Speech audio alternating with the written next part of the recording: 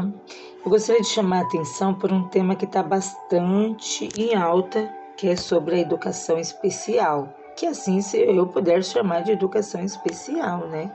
Ou inclusão, que a gente já não pode falar mais inclusão, porque senão a gente vai estar excluindo. Bom, detalhe, essa história começa em tempos que a criança ela era excluída totalmente da sociedade. Ela ficava dentro das suas casas. Ninguém sabia o que era uma pessoa, um portador com deficiência. Ninguém sabia o que era um transtorno. Se via algo do tipo, as pessoas até estranhavam, né? Quem é essa pessoa? O que ela tem, né?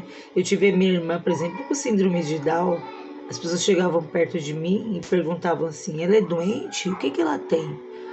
E aí passou-se esse processo, né, chamado de exclusão ou segregação, né, que é a partir do momento que ele estava excluído da sociedade, aí ele passa, a sociedade passa a reconhecer essa criança que ela precisava de uma educação, ela precisava de uma atenção, né, aí teve os seus eventos, teve os seus decretos, e aí surge então a educação especial. Aí eles começam a reconhecer que a criança, para ela aprender, ela tinha que ter algum estímulo, ela tinha que ter alguma questão psicológica, e aí a educação especial era baseado nesse ponto, né? A psicologia. Então começou a criar as salas especiais da educação especial. E essas salas, a princípio, quem começou a ter era as ONGs, né? Ou então núcleos assistencialistas, que começaram a criar um modo de poder dar essa atenção para a criança, né? Que é da educação especial. Mas, porém, tem um detalhe. Na época mesmo, a minha mãe tentou levar minha irmã, a minha irmã já é falecida, né? Por isso que ela tinha síndrome de Down. E no caso, o APAE, por exemplo, falou assim: a gente já não aceita ela, porque era para ela, a gente só educa se vier desde pequenininho, desde bebê. Se já passou de 5 anos, a gente já não aceita mais. Então, né?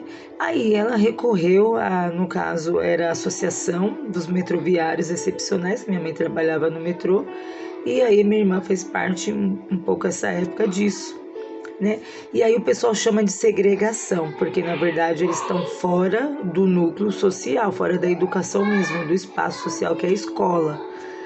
Aí passamos então pelo momento da integração, que a minha irmã não pôde viver isso, né? Que é quando a criança começa a ter a sala da educação especial dentro da escola. E essa sala da educação especial eram professores, né, também com punho psicológico para estar educando essa criança e trazendo aprendizagem para ela dentro da escola. E aí, o que acontece? Fala, não, né, a gente está excluindo ainda, né? Não está a integração.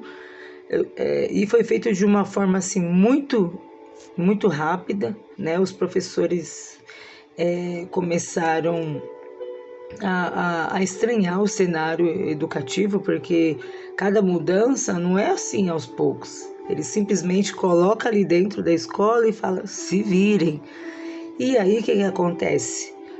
Começou, depois vinha a inclusão. E essa inclusão era para o aluno estar dentro da sala igual todos os alunos, não importa, é o direito dele ter a matrícula dentro da escola. E o que começou a acontecer? Os professores não tinham nenhuma especialização, eles não sabiam o que fazer, né? Às vezes ia uma criança agitada, às vezes vai uma criança que começava a derrubar carteira, bater nas crianças, e eles cumprindo um papel de professor. Vamos lá, mais um desafio, vamos encarar. Tudo bem, chegou esse momento da inclusão, né? Vamos incluir. E agora a gente está num debate que agora, se você falar inclusão, você está excluindo, né? Detalhe, Você tem que falar PCD, né, para resumir o portador com deficiência, o transtorno ou superabilidade, né? Criou-se decretos, né, e baseados na educação, porque todo mundo é uma inclusão, realmente. Só que quando você começa a tocar nesse detalhe, você está deixando de lado todo esse processo histórico, né, vivido na sociedade brasileira, né, em todo o mundo, mas eu falando especificamente a sociedade brasileira, né? E aí você começa a voltar da estaca zero, né? Porque quando falava assim educação especial, falou vamos mudar o termo, porque se falar educação especial a gente está excluindo. Agora vamos. Não pode usar rótulos. Você não pode rotular uma criança, realmente. Você não pode rotular ela, né? Você não pode falar assim, esse aqui, ele é, o seu Down, o seu autista, realmente. Só que para a gente reconhecer a diversidade que realmente está dentro da escola, não é através também de rotulando também de PCD que a gente tá incluindo, tá reconhecendo. Não é assim, não. O processo da inclusão, ela ainda está em fase, ela ainda está uma fase que ela não foi concluída. Não é simplesmente chegar e falar, não é mais inclusão. A inclusão é de todo mundo, realmente. Nós temos a inclusão de todo mundo. Só que quando a gente fala dessa educação, a gente está falando de uma educação que necessita de recursos maiores, de pessoas capacitadas, né? E muitas vezes a gente vê o professor até sofrendo, porque ele tem 30, em média 30 alunos, para mais ou para menos, mas uma média de 30 alunos que ele tem que alfabetizar, que ele tem que ensinar, tem que produzir aprendizagem, mas algum aluno que tem alguma deficiência. Claro, precisa de recursos, tecnologia assistiva, precisa de estímulos, precisa de tudo para estar ainda concluindo essa inclusão, né? Não deixa de ser uma inclusão. Não pode falar inclusão porque senão você vai estar agindo vai excluir ou você tem algum tipo de preconceito. Não, ainda é uma inclusão e ainda está em fase para ser concluída com qualidade. Para trazer uma educação de qualidade, tem que começar a pensar, né, em como que a gente vai chegar lá ainda, porque não chegou. A criança ela ainda está dentro da escola, às vezes tem apoio de inclusão, né? Eu falo da escola pública principalmente. Aí tem apoio de inclusão, tem o AEE, né? Tem todo um recurso, só que ainda ela não está sendo tratada da forma correta. Tem a formação dos professores, sim, só que a criança ainda, não adianta você obrigar, ela está num espaço que às vezes ela não quer estar, né? Por exemplo, se a gente pega um TIA, né, que é transtorno espectro autista, às vezes ele não quer estar no meio do barulho, ele não quer estar no meio das crianças, ele quer estar num espaço que ele possa ficar no mundo imaginário dele, né? Então aí às vezes a gente quer forçar, é igual aquela história de falar do ouvitismo, quando a gente falava da educação surda, né? Você quer obrigar ele a ser como o outro. Não, cada um tem o seu jeito, tem um ritmo para aprender e ainda não deixa de ser uma inclusão.